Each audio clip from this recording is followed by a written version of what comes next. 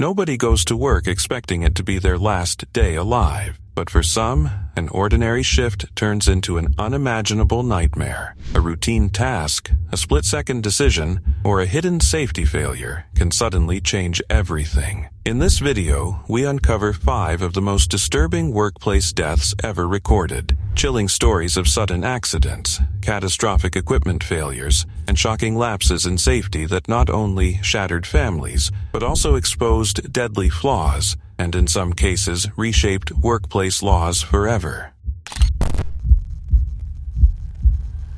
On the morning of April 24, 1998, a young man walked through the gates of Shoreham Dock in West Sussex, expecting nothing more than a long day of hard work. He was just 24 years old. His name was Simon Jones, and this was his very first shift as a casual laborer. There was nothing unusual about that morning. Nothing to suggest that by the end of it, Simon would be dead, and that his death would expose one of the most chilling examples of workplace negligence in modern Britain. Simon had been studying at the University of Sussex, and was known by friends as someone with strong principles and a sharp mind. But like many young people trying to survive on limited means, he found himself under intense pressure from the job center. He was told to accept work or risk losing his benefits. With a little choice, Simon signed up with an employment agency called Personnel Selection, trusting that they would place him somewhere safe. By law, they were required to do exactly that. Instead, they sent him to Shoreham Dock without checking the conditions, without assessing the risks, and without giving him even the most basic preparation for what awaited him. That morning, Simon was assigned to a Polish cargo ship called the Kambuk. He had no training, no safety briefing, no protective equipment, not even a hard hat. Despite this, he was ordered by Euromine, the shipping company overseeing the operation, to climb down into the dark, echoing hold of the vessel and help unload heavy bags of stone and loose aggregate. This kind of work normally demands strict safety procedures and the right machinery. None of that was in place. Suspended above Simon was a massive mechanical grab-a-2-ton, clam-shaped steel device designed to scoop loose materials. It was never meant to be used for bagged cargo. Weeks earlier, however, Euromine's general manager, Richard Martel, had made a decision that would prove fatal. To save time and avoid switching equipment, he ordered hooks to be welded inside the jaws of the grab. This shortcut created a terrifyingly dangerous system. Workers now had to stand directly beneath and between the open jaws of the machine, reaching up to attach chains to the cargo, fully exposed to thousands of pounds of moving steel above their heads. At around 10:15 a.m., less than 2 hours into Simon's very first shift, everything went wrong. The crane operator, Jim Harris, sat high above the hold,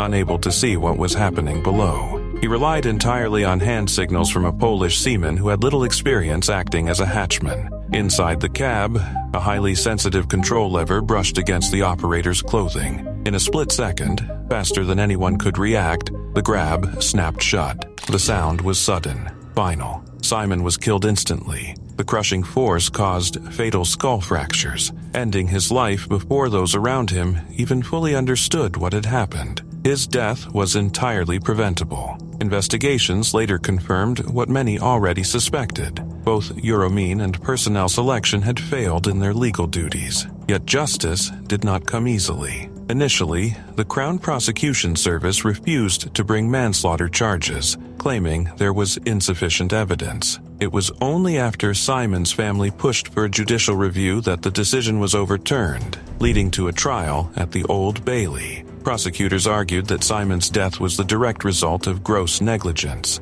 a dangerous system knowingly put in place, where speed and convenience were valued over human life. But when the verdict came, it devastated the family all over again. The jury acquitted both Richard Martel and Euromine of manslaughter. The company was found guilty only of health and safety breaches and fined $50,000. A sum many felt was insultingly small compared to the life that had been lost. For Simon's family, grief turned into determination. Out of their anger and heartbreak, the Simon Jones Memorial Campaign was born. Through protests, dock occupations, and national advocacy, they forced the public to confront the dangers faced by casual and temporary workers. Their fight helped change how workplace safety and employment agencies are viewed in the UK.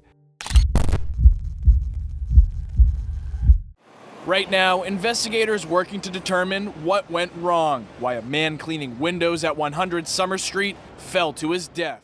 On the morning of October 23, 2023, Nicholas J. Marks woke up expecting another ordinary workday high above the streets of Boston. At 40 years old, Nick had done this kind of work countless times before, suspended hundreds of feet in the air, trusting ropes, harnesses, and metal anchors with his life. Heights didn't intimidate him, but that Tuesday morning, something went terribly wrong. Nick lived in East Weymouth with his partner, Kristen, and their 2 young sons. He was a devoted father, the kind who worked a physically demanding job, not because it was easy, but because it was necessary. Window cleaning at extreme heights required focus, precision, and absolute trust in safety equipment. Friends and co-workers described Nick as experienced and careful, someone who didn't take shortcuts and understood that one mistake or one failure could be deadly. Outside of work, his life revolved around his family. Every paycheck mattered. Every day on the job was about keeping food on the table and stability in a household that depended on him. That morning, Nick reported to 100 Summer Street, a 32-story, 450-foot office tower in Boston's financial district. As the city below began to wake up, he prepared to clean the building's exterior. He climbed into his bosun's chair, clipped into what should have been multiple layers of protection, and positioned himself to begin. Everything appeared routine. Everything appeared safe. Then, in a matter of seconds, it wasn't. Surveillance footage later captured the horrifying moment. Without warning, the anchor line securing Nick's harness failed. Almost immediately, the secondary lifeline, the backup meant to save him, also gave way. In an instant, he was no longer suspended. He was falling. Nick slammed into the building's parapet wall with immense force, leaving visible damage to the structure itself, before continuing his plunge toward the ground below. There was no time to react. He fell from an extreme height, his safety gear and equipment ultimately found scattered at the scene. The accident happened just before 8:02 a.m. The area around the building was quickly cordoned off as emergency responders arrived. Boston Police and the Suffolk County District Attorney's Office launched an immediate investigation. For those who witnessed the aftermath, the scene was devastating, a stark reminder of how unforgiving high-rise work can be when something fails. As investigators dug deeper, a disturbing pattern began to emerge. The Occupational Safety and Health Administration found that Sky Safety, Inc., the Massachusetts-based company that employed Nick, had committed multiple safety violations. Not minor oversights, but serious and willful failures. OSHA cited the company for 2 willful violations, 4 serious violations, and 2 repeat violations, many tied directly to equipment maintenance and inadequate training. Even more troubling, Sky Safety had a history. Under its former name, High-Rise Incommerce, the company had been cited before, in 2013 and again in 2019, for incidents involving damaged ropes and insufficient protection of descent systems from sharp edges. The very hazards that should have been addressed years earlier appeared once again,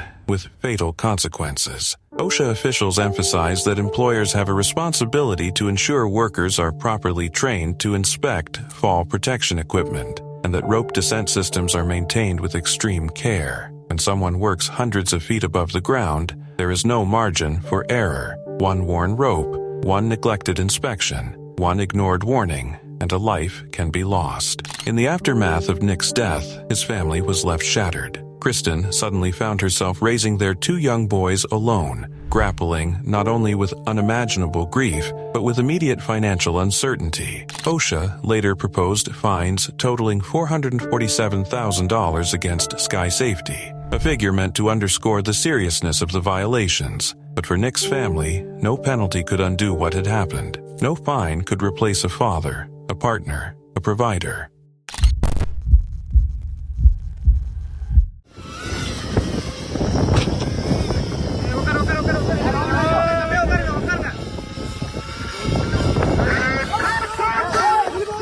July 13, 2025, was another intense day on a Tamil film set, turned into a nightmare that no one there would ever forget. The cameras were rolling in Nagapattinam, Tamil Nadu, as preparations were underway for a high-octane action sequence in the film Vetivam. At the center of it all was S.M. Raju, a veteran stunt artist who had spent decades risking his life so audiences could feel thrills from the safety of their seats. That morning, no one imagined the stunt they were about to film would cost him his life. Raju, also known as Mohan Raj, was 52 years old and widely respected across Tamil cinema. He wasn't a newcomer chasing glory. He was a seasoned professional who had worked alongside some of the industry's biggest names. The stunt planned that day was complex and unforgiving. A car toppling maneuver designed to flip a vehicle through the air in a controlled arc. According to those present, Raju had been advised not to perform the stunt himself, but driven by confidence, experience,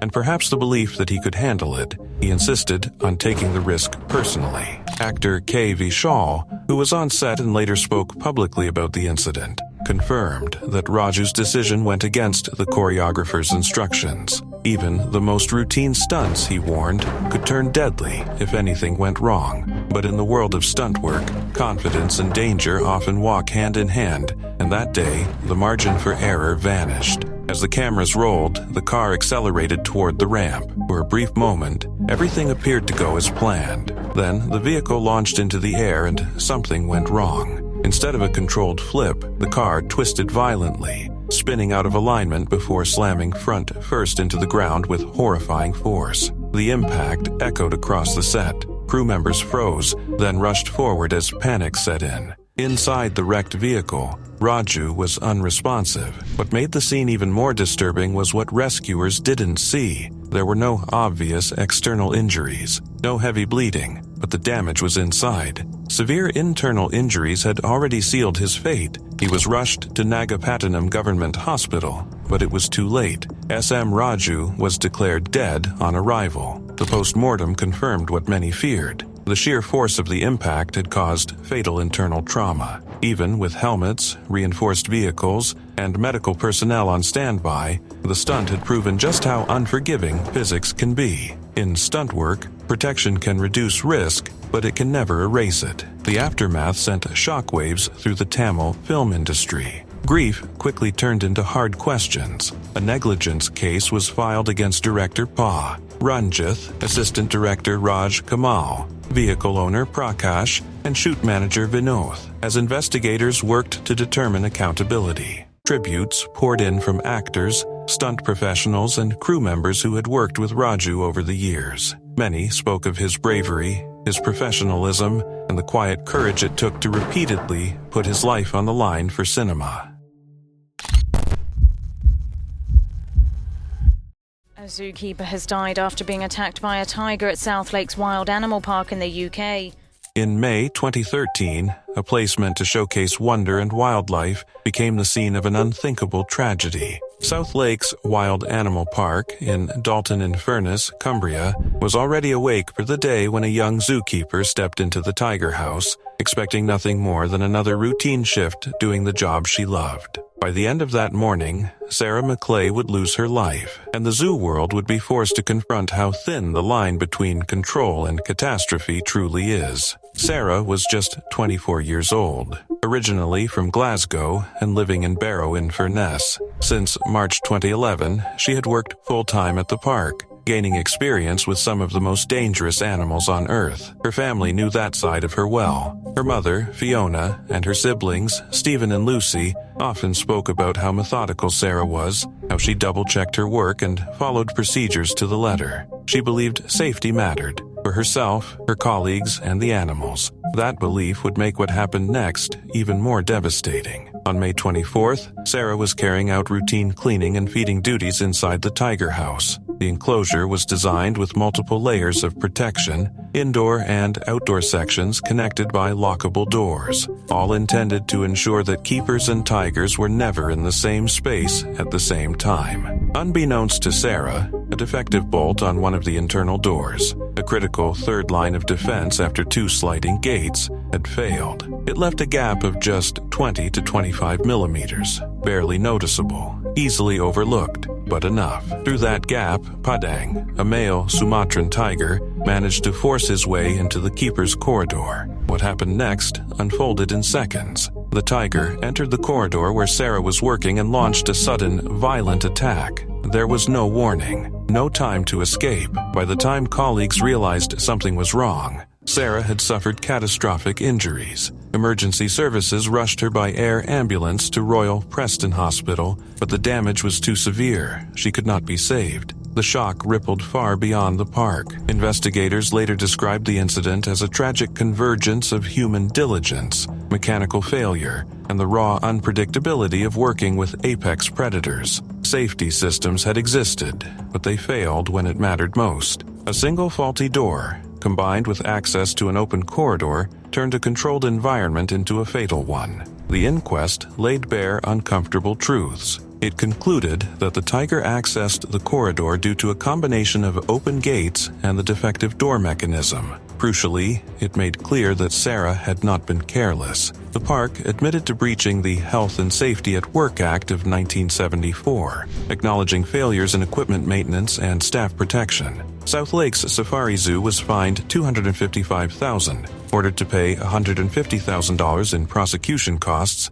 and an additional $4,500 relating to a separate big cat safety incident in 2014. In the wake of Sarah's death, the park introduced stricter maintenance schedules, improved safety checks, and revised staff training protocols, changes that came too late for the young woman whose life had already been lost. For Sarah's family, the pain never faded. Her mother, Fiona, spoke openly about the trauma and grief that followed, including years of psychotherapy.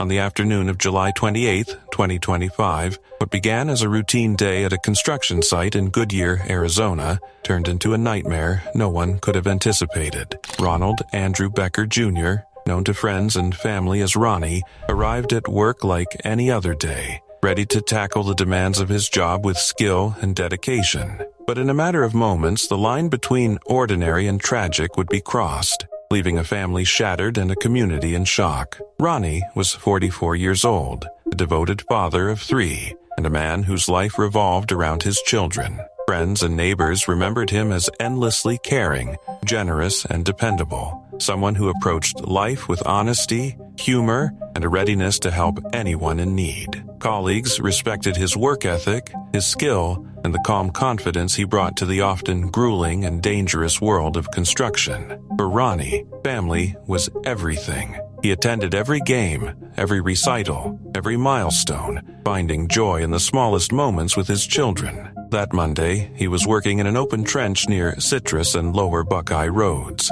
The trench, a standard part of the day's tasks, should have been routine, a safe environment for someone as experienced as Ronnie. But then, without warning, the earth beneath him gave way. The trench walls collapsed, burying him beneath tons of soil. Colleagues screamed, scrambled, and dug frantically, but the dirt was unstable. Every layer they removed threatened to bring more down, turning the rescue into a perilous race against time. Emergency crews from the Goodyear Fire Department arrived within minutes. They found Ronnie completely engulfed, trapped under a suffocating mass of earth, with gas, water, and power lines dangerously close, making the rescue even more treacherous. Specialized equipment was brought in, and the team worked tirelessly, but the trench remained unstable. After roughly 30 harrowing minutes, the mission shifted from rescue to recovery, the grim reality settling over everyone present. Nearly 13 hours later,